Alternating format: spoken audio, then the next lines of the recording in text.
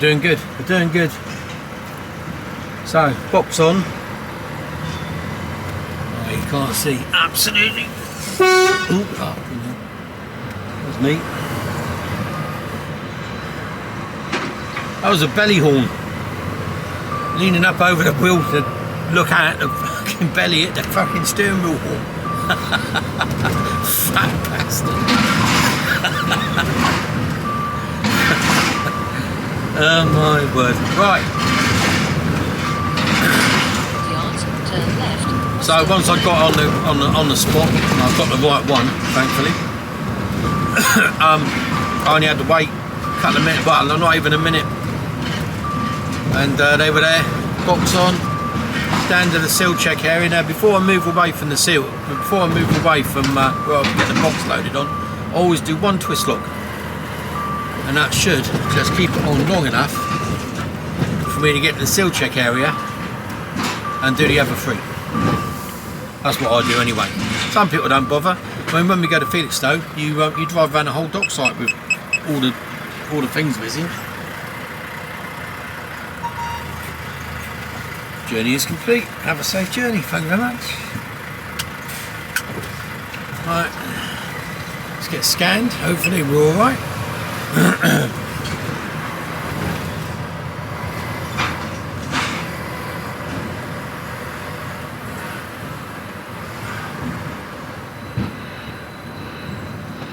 Find out in a minute.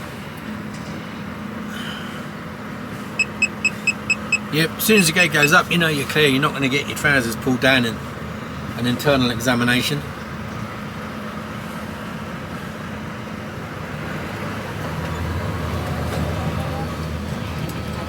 Now that turn left, is how it should be. So at the moment I'm on 33 minutes for a box off and box on. And that's what it should be like. You know, we shouldn't be hanging around down here for hours on end. We should be in and out like that. So it's possible that it can be done. So it's not like it just, no, you can't get out of here. I thought I saw a cyclist, maybe not. He's going the other way, wouldn't he? You know, it's not like it can't be done. That's that just proved it. 34 minutes, complete.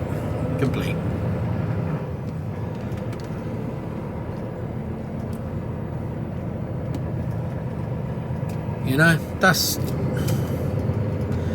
So why does it take 3 or 4 hours sometimes? Or 2 hours, an hour a box? So why should we...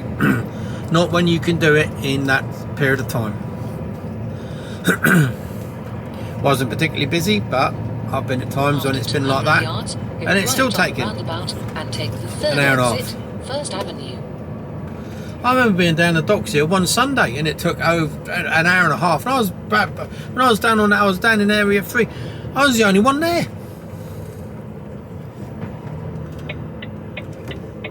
Bloody hell, it's warm. Go right on the roundabout and take the third exit. Well, it's telling me I'm going to be there for 10 past 8 in the morning. I don't have to be there till 10. So I'm just going to mosey on up and get in a Cherwell.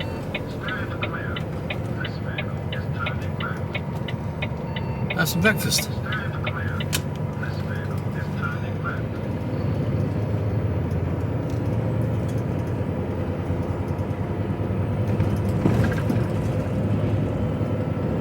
But not particularly heavy, I think about 16 tonne.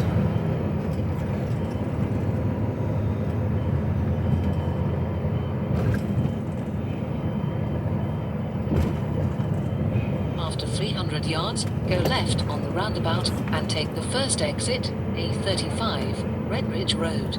I did feel sorry for that boy next to me. He just really struggled to get his box off. Well, no, get in the slot, not get the box off. Get in the slot. And the trouble is down the docks is that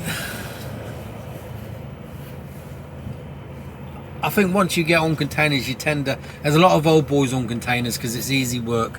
You know, you don't have to break sweat. You don't, you're not strapping and loading and all that. So there's a lot of old boys go down there, and then they end up staying there. You know, I certainly wouldn't want to go and do any other type of work after doing containers. It's a lazy man's job. I'll be the first to admit that. It's just like, you know, 4 corners, twist locks, open doors, shut doors. You know? Mind you, I did have to beat hell out of the door the other day. It would not close, it dropped. When you get a heavy load in an old box, the boxes do tend to sort of get twisted out of shape, and this one had taken a knock as well, Go left on the roundabout, which meant the door didn't seat properly. So I had to get the hammer out, and you got 2 handles that you see on the back there. You got those 4 downward, up and down poles there. Right, they lock the doors top and bottom. And if the door is slightly twisted, or the frame of the box is slightly twisted, which can happen just through, you know, bad handling. Sorry mate, I just want to get onto this thing here. It can sometimes be difficult to close the doors. So if you beat the bottom, where the latch is, where that, you know, there's the bottom of the pole light. If you beat that with a hammer, sometimes it'll move up just enough, ½ inch maybe, or 1/4 inch, just enough to be able to get it to seat, which is what I had to do, and I had to give them a good old beating. We always carry a lump hammer. So if you're on containers, and this is the top tip, always have a lump hammer. And a 4-foot bit of scaffold, to be honest as well. I've never had one, but I've seen boys with them, and it helps to be able to close the doors, gives you a bit of extra leverage. But I normally just beat the hell out of them with a lump hammer. Tends to do the trick.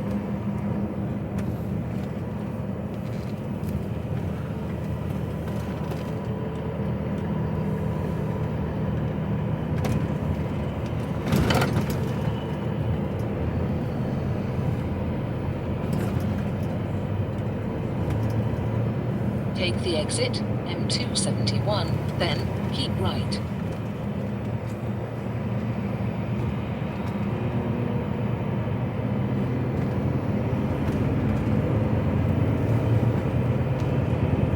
After 800 yards, keep right.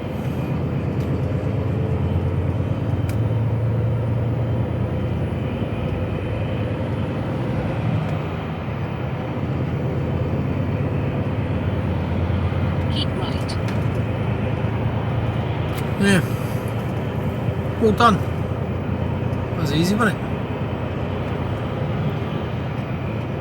I even bothered to make myself a flask of coffee this morning. I say a flask, it's like one of those heated non-spill mugs, and you can buy them in Tesco's for about £10. And I've had all sorts of non-spill, non-drip mugs over the years, and these ones, I can't remember the name of it, but they're the best ones I've ever had. I've had, you know, spent 30, 40 guys, spent money on really expensive, like Camelbacks and all sorts of different ones, and they've all been bloody rubbish, apart from these. It's the only flask I know that when you put a hot drink in it, it actually gets fucking hotter.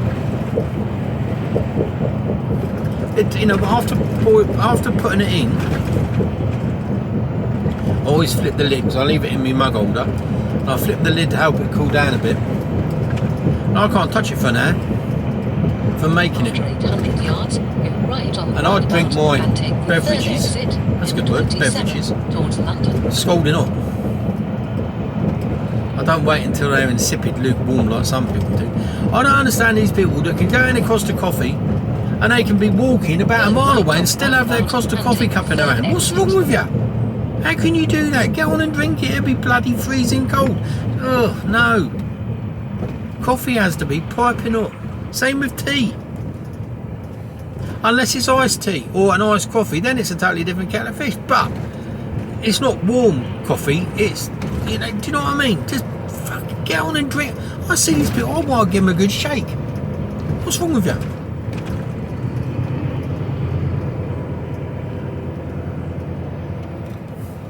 And I know it's not because they're being environmentally friendly and waiting until they get to a bin, because they're holding it up right. And you can see them sort of gingerly walking along. You can normally tell because they've got a bit of colour in their hair, you know what I mean, and wearing a satchel.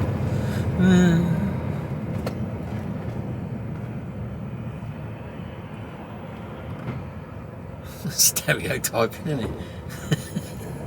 Apologies to anyone who wears a satchel rose colour there. What's going on here? Green light? Green light? Oh, yellow light. I'm committed, Your Honour. Oh, there's the heat and it's Friday. It's getting to me, getting all giddy. Take the exit, M27, then take the motorway. Yeah, you say when you used to have like, oh my giddy aunt. I used to have one, Auntie Mabel, she was a giddy aunt. She was mad. Well, she was in the end. She ended up with dementia. I know dementia isn't mad, but you know what I mean. My father-in-law, he's 85. And he's got Parkinson's. And he doesn't have the Parkinson's shuffle. He doesn't have the Parkinson's like shakes. He ain't got that. But he does shuffle. And it's a really strange condition. And if we're sat at a table, like a dinner table, he's got a tremendous appetite, and he's, you know, physically pretty fit for an 85-year-old. He struggles a little bit with walking. He wouldn't want to walk too far these days. But and that's more to do with his balance and the Parkinson's rather than anything else. I'm sure that if he didn't have Parkinson's, I reckon he'd still be riding a push bike.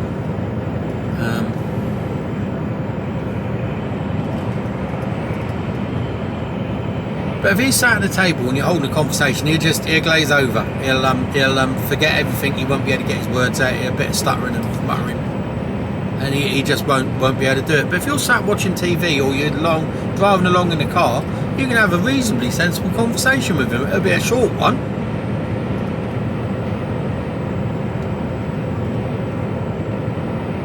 But, you know, gorgeous Kira come down the other day. So what are you two talking about? And we said we were talking about the possibilities of having hydrogen submarines as opposed to nuclear. He was a scientist by profession. Very, very clever man. Very clever man. And he had the onset of Parkinson's 10 years ago when I first met him.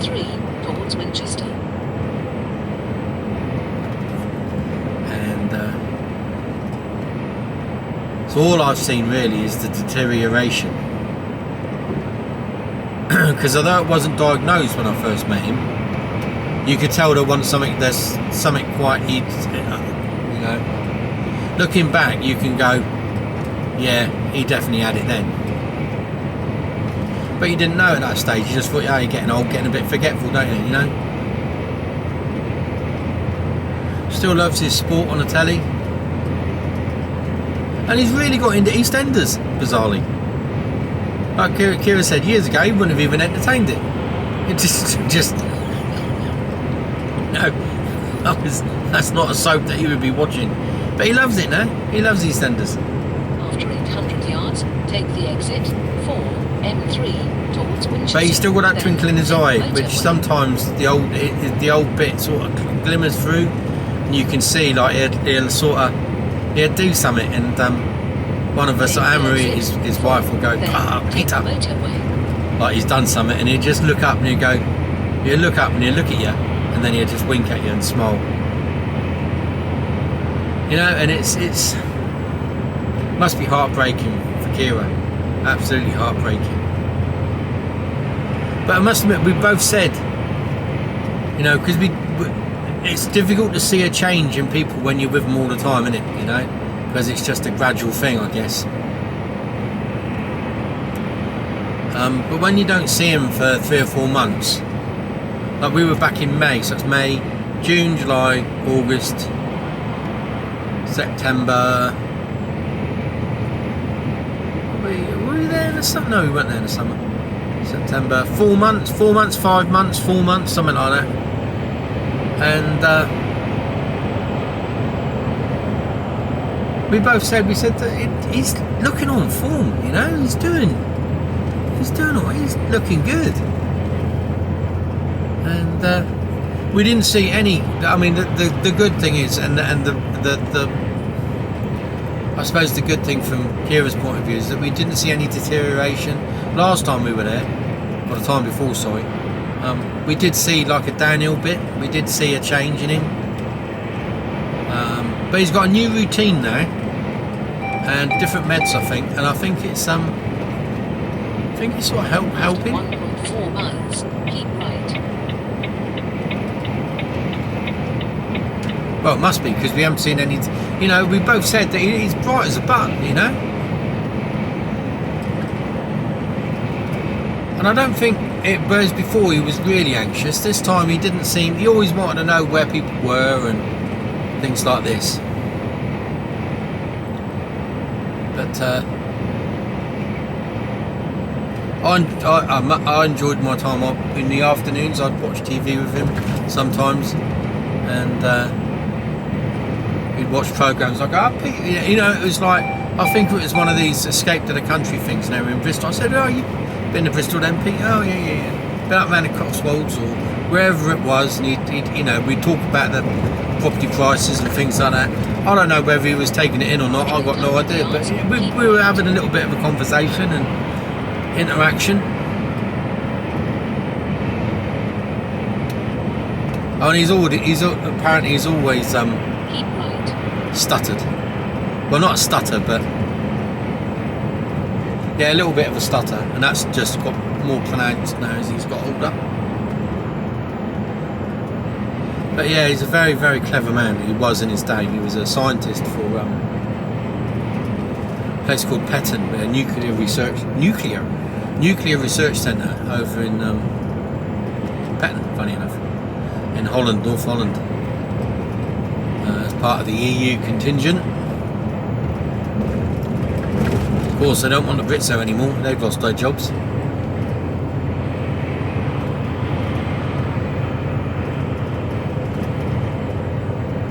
So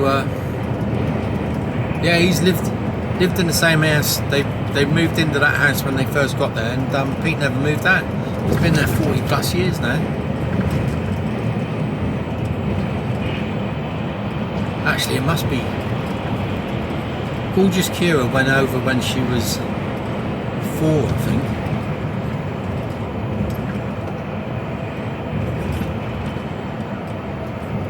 So 48 years he's been there, something like that anyway. Well, anyway, battery's about to die. I'll shut up and I'll speak to you all at a later date. Speak to you later.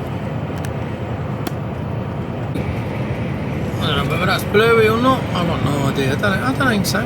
Maybe it is. I don't know. You can listen to me rabbiting on for a couple of minutes anyway.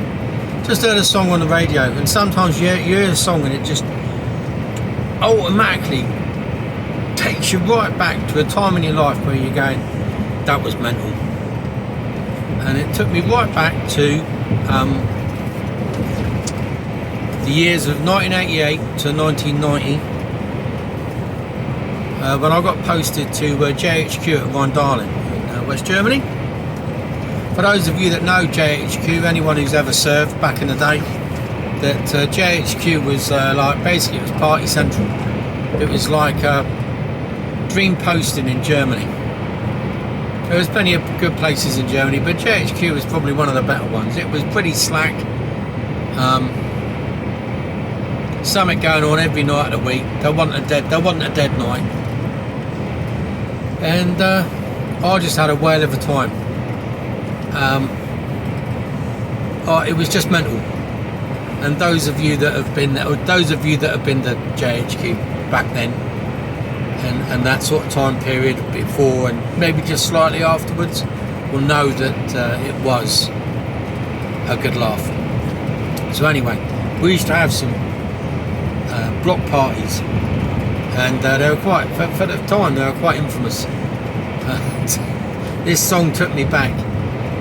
And when I first got there,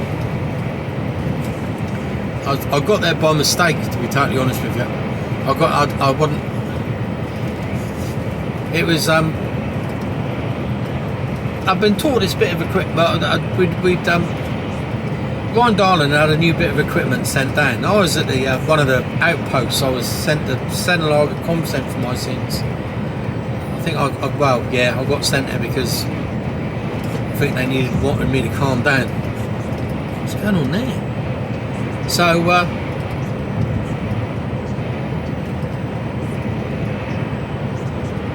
I got a phone call one day, and it was the yeoman of signals, WO2 yeoman of signals, and he found out the comms, and he said, told me who he was. I'm not going to mention his name because he's a good lad. And he phoned me out and he said, you've been on this time gun course, haven't you? I went, yeah. And he says, right. He says, I need you down here. I said, well, right. Why? And he says, well, we've got this bit of equipment coming that you've been trained on, and we've got no one to operate it, so we need you down here. I said, right, well, we need to clear it with the rest of the squadron then, because I was in a different squadron. And yeah, leave it at me. I'll be in touch. So anyway, a couple of days later, I get a phone call saying, oh, you're getting posted down to one squadron, down to JHQ. I said, oh, fucking brilliant. So I get down there, and he goes, here's the bit of kit. And of course, I didn't like the Saturn, because it was like a dream posting, wasn't it? You know, it was like everyone wanted to end up at JHQ, because it was just brilliant. And I didn't like to say that I'd never used this bit of fucking kit in my life. I've sat in the back of one, I didn't pay any attention to it because I knew I wasn't going to be using it. And I got rained. So we didn't spend more than about 5 minutes in the back, but I didn't like to say at the time, so I didn't want to get me posting reviews. I had to learn on the job pretty quick. I still never really got the hang of it. Thankfully, I had people that did it all for me. So I just had to look after them. So I just blagged it. So anyway, yeah. But we used to have, when I got down there, I was in a 4-man room. But they learned very quickly that even though it was a 4-man room, the other 3, well, there was one other guy, no, 2 guys in there when I got there, and they moved out rather sharply. They didn't like to share with me.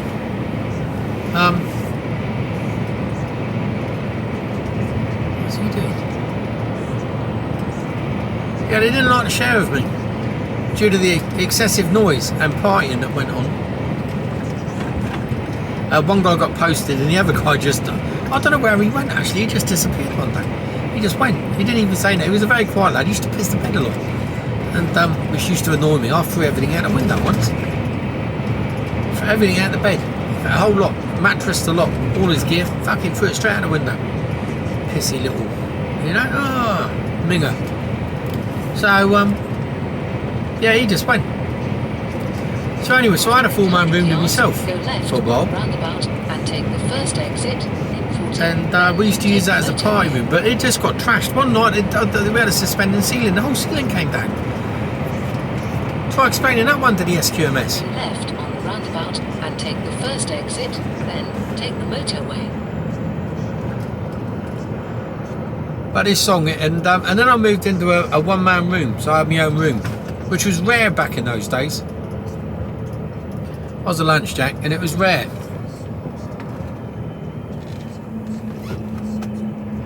So I had this 1-man room, and the parties we used to have when it was in a 4-man room we used to use that. We just kept that as the party room then.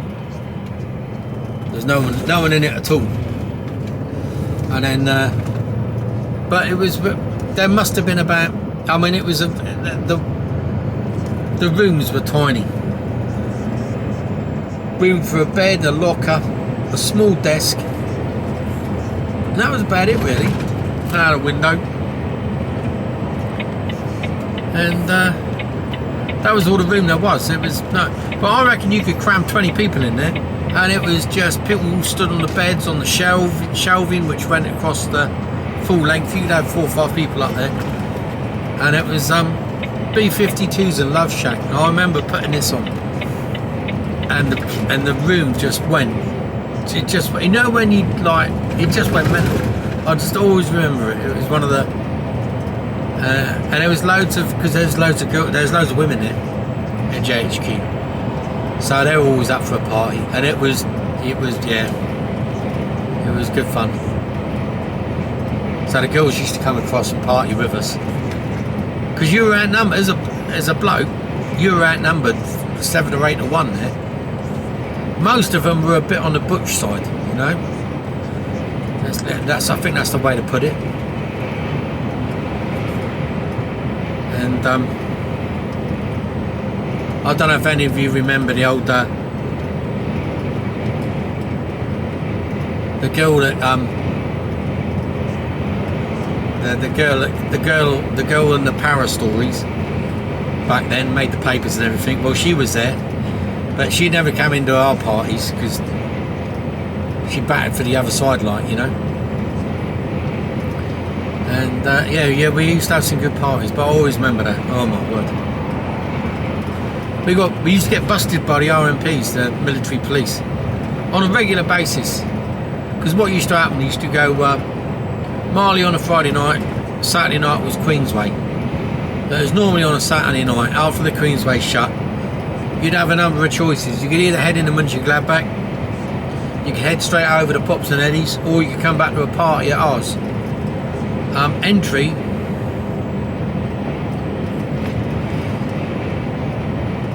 DVSA up in there, I think. Entry was by a slab, and what I mean by a slab was like, I think it was like 24 cans and of Carlsberg or Heineken.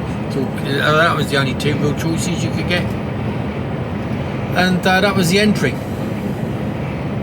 We had lockers full of lager, and I do mean lockers. We must have had at any one stage 30 to 40 cases of lager in the party room.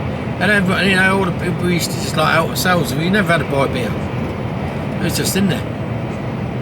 And we got busted by the RMPs one night because we were just so noisy. Music on full blast. A lot of the Blues Brothers soundtrack. I used to play harmonica to it. And it was we had the tables in a T, so it was a bit like a stage. Oh dear. And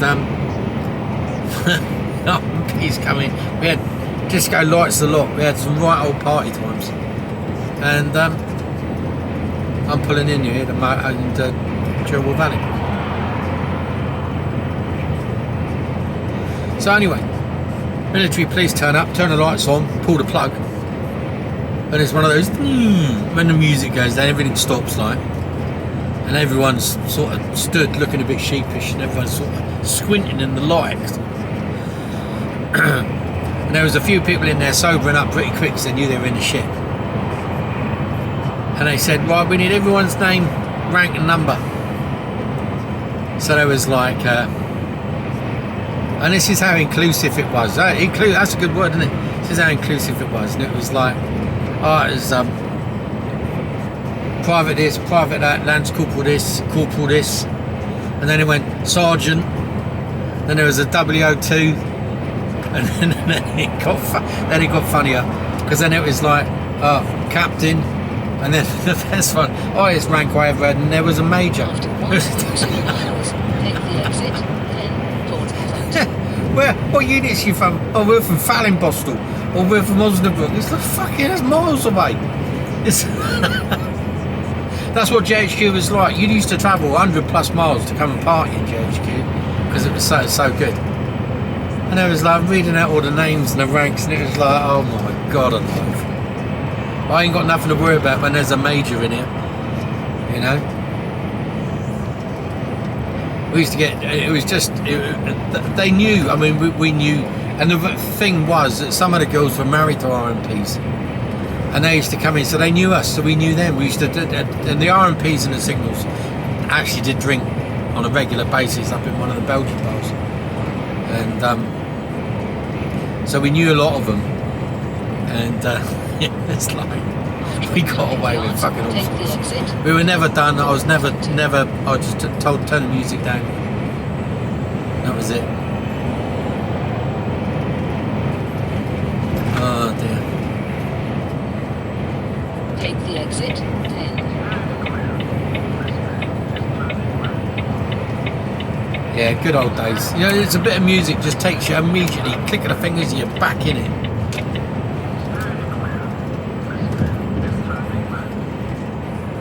Right hand lane. After 600 yards, give right on the Coming in roundabout hot. and take the second exit. And you get some buzzes. 43. Lanes are really narrow. Then keep left.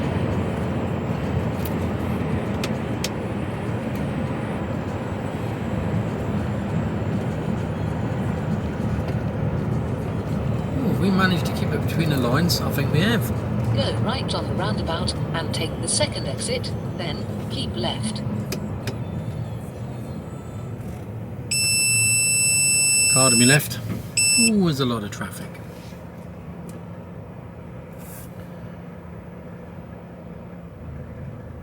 Come on, come on, come on.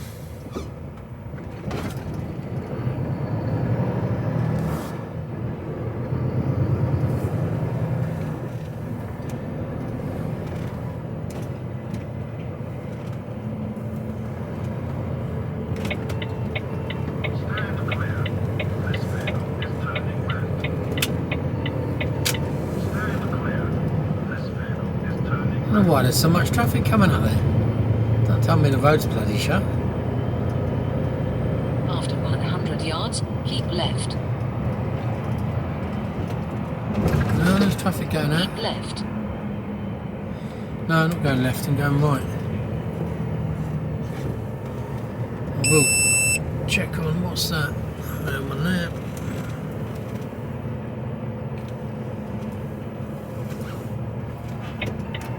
Straight through. It is. Watch out for the bears now. So the question I've got for you, boys and girls, what piece of music takes you right back to a really good point in your life where it was just chaos? It was. I've had several moments like that in my life where it's just been absolutely mental.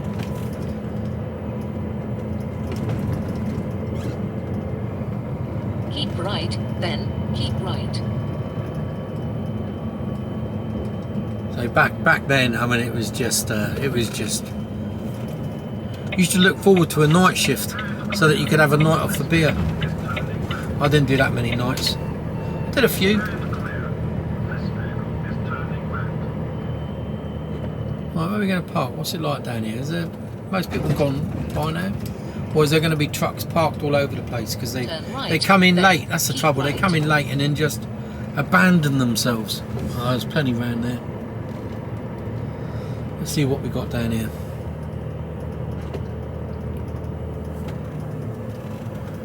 How many people we got? Oh yeah, there's. Oh, we can get down here. See, look at that boy there. Just straight in, job done, abandoned. Let's go here.